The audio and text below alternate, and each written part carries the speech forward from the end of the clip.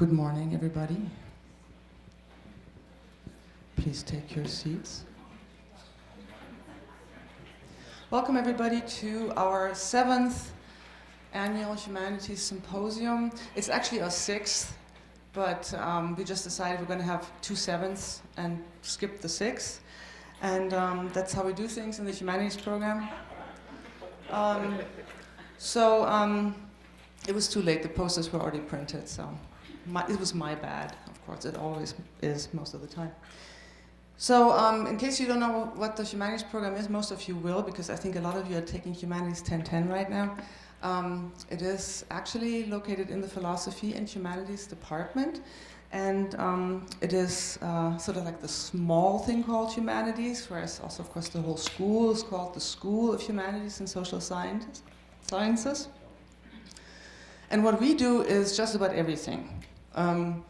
And we're particularly doing everything today, because now we're actually venturing even beyond just the arts and all the art-related things into the realm of the natural sciences. So like most of what we do for this symposium, the best motto would be a little bit like a slogan that Ben & Jerry's had a while back, which I really liked, and I think we should adopt it. Our secret is too much of everything. Okay.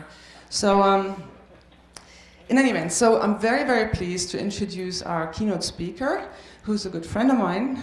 We have been running into each other for years at a conference that is called Salsa, and it's not about dance. It's the Society for Literature, Science, and the Arts. And originally it was just a Society for Science and Literature, right? And then we added the visual arts to it a few years into it. And Jay Labinger has been one of the longest standing members of that organization. And I think you're also one of the very few scientists who still come on a regular basis, which is always a big challenge. If you want to do something like this, very often the scientists don't have the time to actually put like real major scholarly effort into something like this. So it's hard to get scientists to come. And so we're particularly pleased to have Jay to give the keynote today, because Jay is a very, very distinguished chemist. He's at the Beckman Institute at Caltech, and you probably all have heard of Caltech as being one of the most distinguished university in science and technology in the United States. He's got a PhD from Harvard, and you also taught at Notre Dame for a while, right? Which we've got some colleagues who have also gone to that school, which is a big school, right? That's a really big school. Yes. Okay. So his field of specialty in chemistry is organotransitional compounds, metals, sort of. I think I kind of got it right. Okay, we're meeting our limits right off. And he has a lot of publications, of course, technical publications in that field, but he also has quite an array of publications in humanities-related subjects, or subjects that relate the natural sciences to science, particularly chemistry. So one of his main interests is literature and translation within literature. I think also a particular subject that he's interested in. Also the theater as another art form that kind of relates to literature in some ways. And he has published quite a few articles on, and also an edited volume on the science wars that are particularly commentary and critical investigations of the relationship of the world, or the culture of the sciences, and the rest of the cultures in general discourse. So, without further ado, I'm going to hand over the stage to Jay Labinger.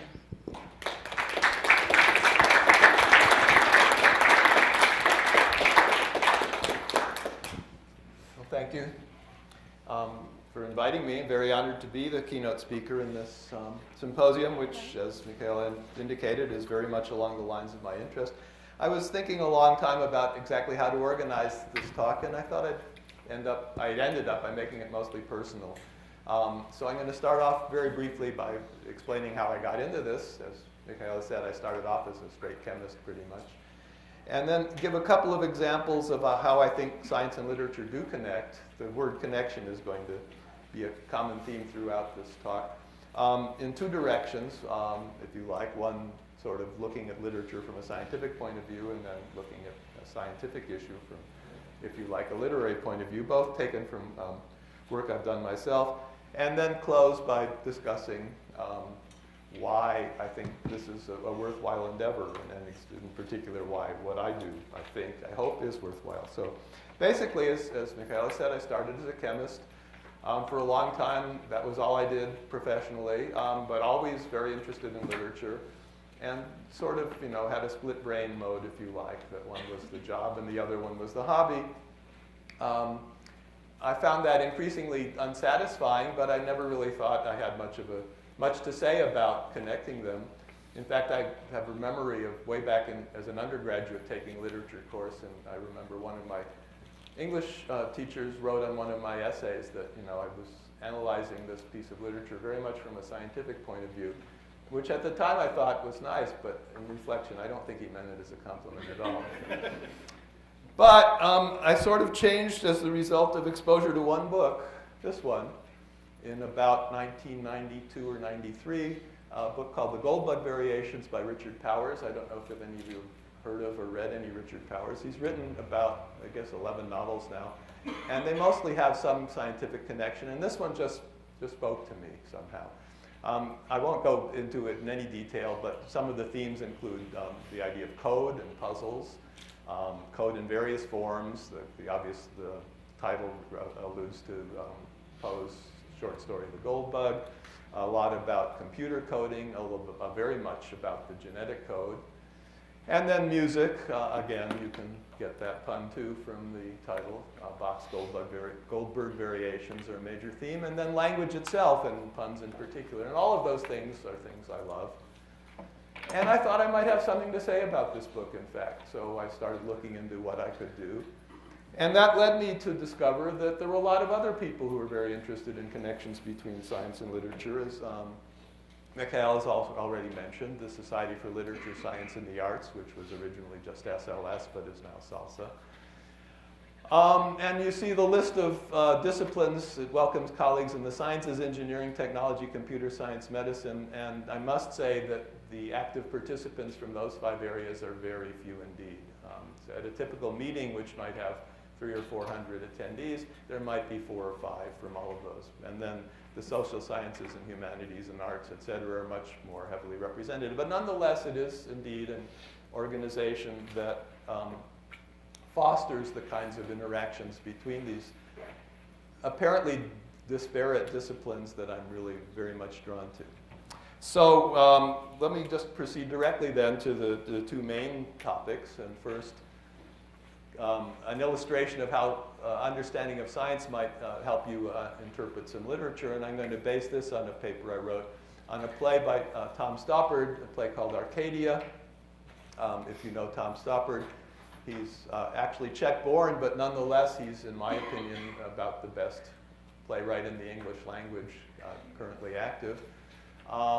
And he's written many things, 15 major plays, a whole bunch of shorter plays, a number of screenplays.